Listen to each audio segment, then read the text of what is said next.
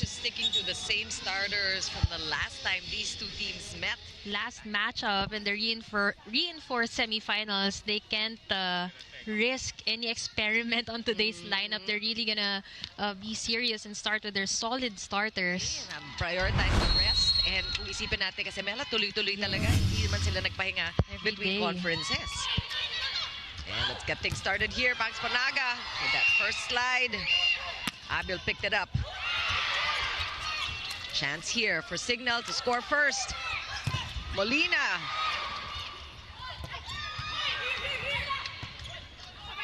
Bernadette Pons.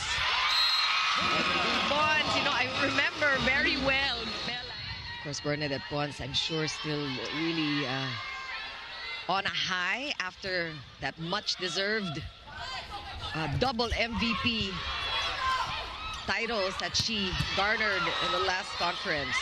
Oh, Basas could not get that up.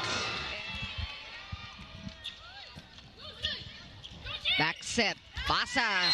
Bantay na bantay naman ni Erica Staunton, now scoring off the offensive block. Basas, makikita nyo, on her approach, talaga nakaposition na siya na magda-drop ball through the years. And players whom we know na, ay, magaling lang to mag-block, magaling to sa atake, mataas porsyento niya, has also improved in other aspects. There's Staunton, blocked this time. She's gonna go again, and Chin Basas just persistent. And look at Bea De Leon with her mind in the game. Nila. So they really need to spread out the set, kaliwa kanan, and that's what they did. And a smart return, but Cignal was able to handle it. Torres puts it up for MG. Blocking was there, but it still sails out. And matagal na kasi ding naglalaro itong dalawa. So si Doria having an instant impact. The Cignal HD Spikers scoring off that last point.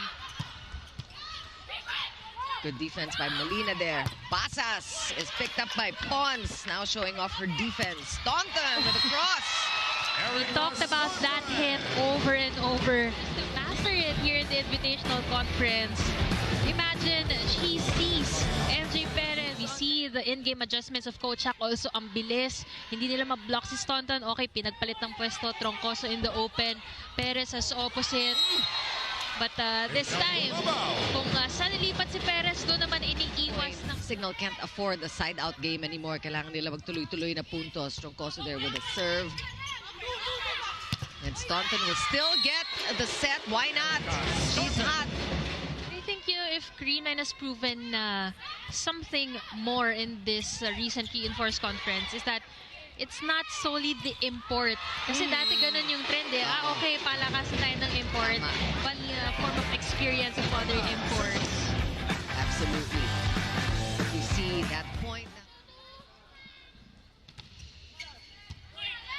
Good first ball from Pons, and that drop ball again.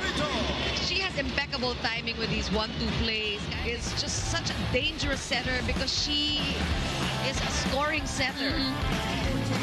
3 points for Kyle. And it's both really high-scoring setters, but right now they are tied at 12 points overall prior this game. So nandun din sila sa best scorer department itong dalawang setters natin. Good bounce, Pons with the defense, and she's getting ready with the dink. MJ Perez read that one. Molina gets it through. This is the kind of support that Coach Hack wants to see. Molina produce right behind the MJ Perez. Starting to heat up here at the end of... Cignal needs a string of points. Good serve. Tumabaw, easy over there. And Cess will go up. Atienza with the pickup. Oh, the cross court! And you know she intended that. Court nito, nagbi-billiards dahil talagang tansyado every corner of the court. And that also comes with... That's a tough serve from Pons. Broken play. Staunton with that attack. And MJ Perez, nakuha pa rin ni Pons. But that was not going to be double digits. The trend so far for Cignal is all about MJ Perez. She's been getting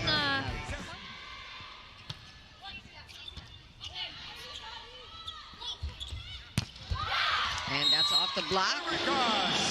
Staunton setting up Creamline.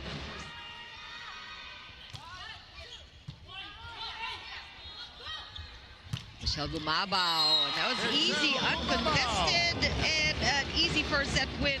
So let's see how they learned in that set number 1.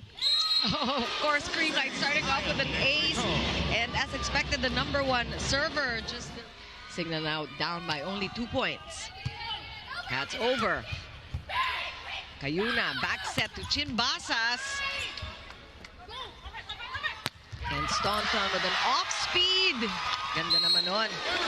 Ang nawawala is yung second touch. Si take a look at this again. Cut shot by Erica Staunton. Although, on that... Giselle C is making her entrance for the first time here. The second set. Staunton again going off-speed. And that is still schooling the ball off of Riri Meneses. They still can't find a solution to stop her. So look at that. MJ Perez, Riri Meneses. That is such an adjustment from Erica Staunton. And by the way, with the entrance of Giselle C, we already now have 3 best setters from FEU, coached by Coach Shakta Santos. May naisip ko even today, no, si Tino Baldo is the current FEU setter. Cignal has yet to lead in this match. And Pons going long. Riri Meneses there with a dig. Buhay Pambola. Back row attack. Staunton, nakita talaga ni Kyle Negrito na nandun si Staunton ready for the attack. They haven't even been teammates for years, but Kyle Negrito. And Molina has definitely stepped up her game here in the second set. Cayuna back in the game. Gumabaw from the left pin, stopped. Broken play for Cignal. A tough one. Back set, Gumabaw. Buhay pa rin. Joust. Won by Pangs. Oh, good decision there by Ces Molina. Just quick thinking, basics, going for the best. Probably had some scouting activities to study the tendencies of their opponents. Nabasa si Pons doon. Cayuna setting up Ces Molina again. Painit na painit. Going onto the other side. It's defended by MJ Perez. Jump set. And yung balance, these best setters. Again, the 2024 best setters of PVL. Oh, gandon. Ball. Staunton will go up. Rebound. Cayuna looking for Chin. Pons with the defense. Staunton again. And it's the old reliable cut shot, but I mean, her presence today, it's not just on the technical parts, but it's also... Ishi lalong isip with the serve. Perfect pass from Pons. MJ is in the front. So is Staunton, and she finds that end zone, zone 6. Empty there for Cignal. She really is a team player. Makikita mo medyo nag-struggle siya dito sa set, nababaan siya. Pero nag-adjust talaga. Your Cignal, kailangan mo talagang alagaan itong kalamangan mo. Alam mo, hindi din biro itong mga matchups ng Cignal at Creamline. Kagaya ng dig na yan ni Don Makadili Katindig, hindi biro. Pero 3 out of the 4 matches that matchups.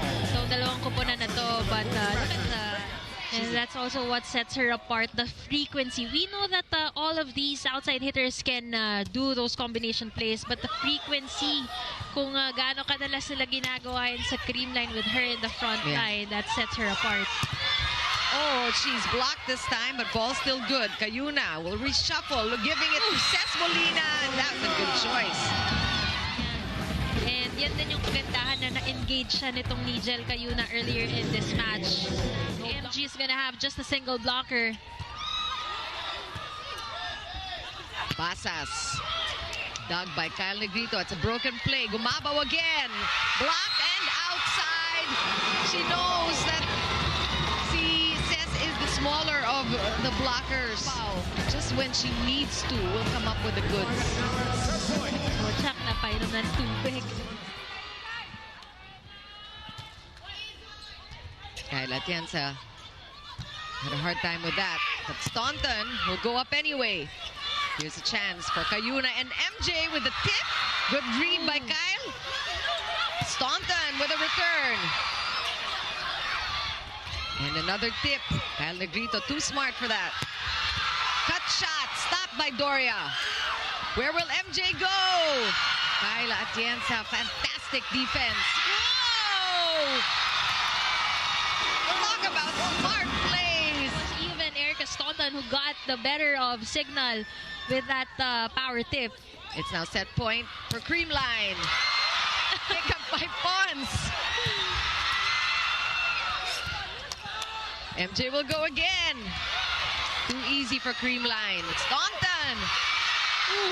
Gel with that pickup. And that one is called outside. It was tough where the ball was coming from, and MJ tried her best just to be able to activate the other players, the middles in particular, for them to be able to contribute. The star of that second set was Erica Staunton, who scored 13 points in that set 2 alone. And we start with a rally here. Must-win third set for Cignal HD. They keep the ball in play. Perez going deep, and they're going to get a touch. To come back in this game, they want a decisive, dominant win in 3 sets. So let's see if they'll be able to make that happen. This report is brought to you by the Pilipinas Live app. Get the most extensive PVL coverage for only 149 pesos a month. Back to the panel. Registering most of the points for Cignal.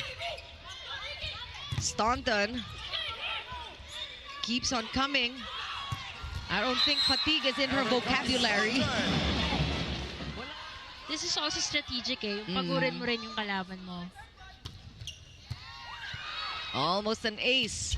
Molina with an off-speed. Good read by Pons. Staunton from back row. She's just dangerous wherever she is. This is an all-important third set for Cignal. They need to win if they want to keep playing.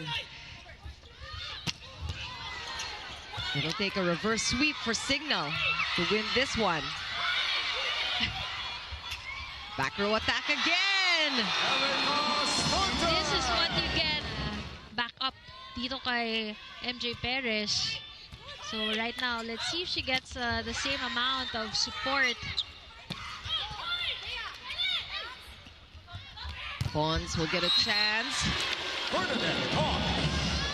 Jel Cayuna and itong si Negrito, who even has a leverage when it comes to blocking, but they can't use that advantage when you have attackers like Pons. And you see she wanted to go long there. She's asking for a check ball. Mukhang may umamin na. If you're Cignal, this is what you need to do to really learn as you go. You can't stop dahil na-frustrate ka. Rather low, but still. Good effort by Katindig, who's really made the difference for Cignal. And again, trick shot from Pons. Good read by the HD. So many options for Kyle Negrito, and it is Michelle Gumaba who manages her 11th point. Very uncharacteristic of these veteran players on the side of Cignal to have those kinds of miscommunication. Again, another one, a short set. Gumaba again, just getting the better of Despolina using her heavy hands, and she has 12. They could at least activate Chinchin Basas. Or si Riri, no? Pag siyang nasa harap. Which is the case now. You mentioned how Riri was able to score in the 20s in the past games. Kasi parang hindi na nagiging threat si Chin eh. Parang every time magsiset si Cayuna, naka-automatic na yung blockers on the outside hitters and the middle. And that one escapes MJ Perez. She is really frustrated about that one. Good serve. But Pons took care of that one. What a read by Katindig. Katindig was there again. Yep. And Ces Molina, bumalik ang bola. Buhay pa rin. Another chance here. Risa Sato is on the court. And she scores right out of the bench. But that's the kind of culture they have in Creamline. Just a lot of confidence for all of the players. Oo nga, binigyan agad ng bola. And that's two in a row for Rhea Menezes. I think she feels the crunch. Right now, they have to focus on each and every point. They have to want this starting from each and every point. They have to ignore any distractions, and they have to have the confidence to execute. Back to the panel. Picking up here in the middle of this rally. Good save there by Ces Molina. Another chance here for Creamline to set up. Staunton figured something out. But this is a tight match. We know that none of these players would want to commit those errors. Oh, wow. Nice pickup there by Ces Molina. This is the biggest lead that Cignal's enjoyed all game. 3 points. Perez with a tip. Once again will go. This time finding the hole. Zone 6 empty, and MV Pons just... The long down. And there's no libero on the floor. It was actually Rhea Menezes who left to defend majority of the floor for Cignal. And Creamline knew how to exploit that situation. This time, Katindig was on to Pons. Oh, look at Katindig. Really the big difference for Cignal today. Oh!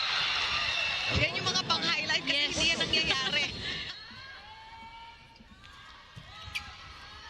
Oh, and that's the way to do it. Jel Cayuna is known for her serves, and she scores her first ace. Hindi talaga pwedeng kumarap, and more than any team, itong Cignal ang makaka-attest dyan. Oh, great pickup there by Katindig. And Perez will send it over. A chance here for Creamline to set up. Combination attack, almost. Dawn was there, just couldn't put it up. Big serve for Bernadette Pons, taken care of by Katindig. Creamline will set up. Staunton. Picked up by Ces. MJ wants point number 24. No, no, no, said Kayla Atienza. Perez again. This time, just really challenging Kayla Atienza every time. HD Spikers, they just need to close out to extend this set. And that's exactly what MJ Perez has in mind. The coaches mentioned earlier in the pregame that they were out to really improve on their errors for Creamline and to learn how to close out for Cignal. And nakikita natin that they're able to accomplish both. Siya dun sa likod na ni Molina, and that's actually the spot that MG took advantage of, and back-to-back points for the interim team captain. And they need to get that back because in set number 3, they did not score off any ace, and it was Cignal who scored, I believe, 4 aces.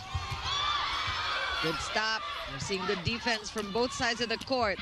Perez with the off-speed. Ilang beses na siyang nadepensahan ng dalawang yan. And so, talagang habang nakapako sila dun sa pwesto, nag-cut shot. Oh! Aha!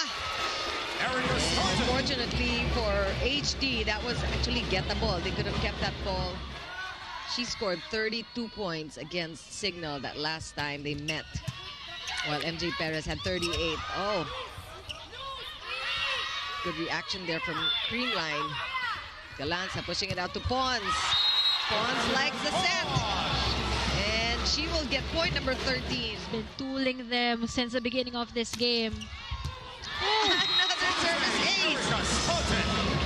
Umiiba ang ihip ng hangin pagdating sa service line. The ace is coming from the girls. Saluhan system. Kanina when things weren't going well for Kyle, talagang nagkaroon siya ng breather with Mafe Galanza, and just right now, instant conversion. Now we know the tough serve. That's 3 aces for the Cool Smashers already in this 4th set. Right now, we have Jel Cayuna with her turn to serve. She had a couple of aces too.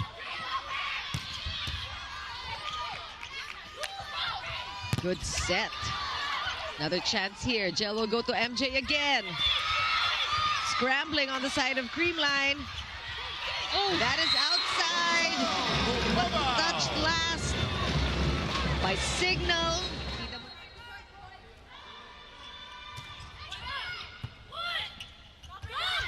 Maba will go up and she finds zone 6. That was her target. they cannot allow Cignal to extend this. Kaya naman, they're firing from all cylinders. Tough one for Jel. Credit that to the serve. Katindig. 22. Excellent digs. Yeah, we just saw that last sequence. The perfect pass that resulted in that quick point and make it 2. Vanessa's following it up with that offensive block. Roofed MG really well on that last sequence. Staunton, good combination, but Jel Cayuna read it. That was a bit tight. Again! And Kyle Negrita, this isn't the first time. Just want to point out na parang nag-charge siya kanina nung pinahinga charge. siya. Oh, kasi after that, talagang she looked more confident. Oh, yun naman. Sabi ni Cez Molina, meron din ako noon. We saw her. You can feel the pressure. Creamline just wanting to finish it off in 4. Perez! Oh, solid block! And again, Kyle Negrito. Na dehado yung Cignal. They really need to pull off a big streak to have that confidence to finish this off on a positive note. Just like that, led by MJ Perez. Good serve. Good first ball by Pons, and she finishes off. Sipag talaga, sanay nag-receive. Siya pa yung pumatay. If you're Jel, you're clearly gonna be frustrated if that happens to you all throughout the game. Doria was stopped by Creamline. Pons will send it over. What do you call that? Hindi. Ano bang klaseng palo yun? And again, the court sense is just really high. Lead is up to 4. Perez. Dug by Staunton. Pons again. Ooh. That one lands. Is it outside? We saw a glimpse of Vanny Gandler, who was brought in at the serve earlier. Good serve by Jel. Here's a chance for Cignal to set up. Perez goes! Great job by Kyla Atienza. Perez again! Good rebound. Perez one more time! What a block there. Look at Pons with her defense. And you know, you gotta hand it to Perez. Talagang being persistent there and not losing focus. Dahil kanina pa nagkakaroon ng mga miscues on the side of Cignal. Spread out lang throughout this game. Perez again stopped by Kyla. Great opposite set. 2 more points Creamline's looking for to win this 4th set. And Perez tries, couldn't do it. She'll get another chance, and she goes harder. She was trying to avoid the blockers. I think she will get the check ball.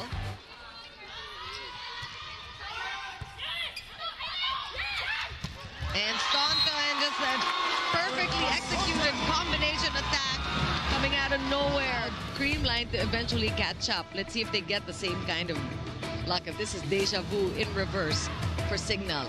Let's wait for this. They did not challenge ball in, ball out. They challenged The block touch. Receiver of the team. De Jesus trying to score match point. Not quite yet. Molina going up. The block. Perez with a chase. Molina again is blocked there. Back row attack. Outside.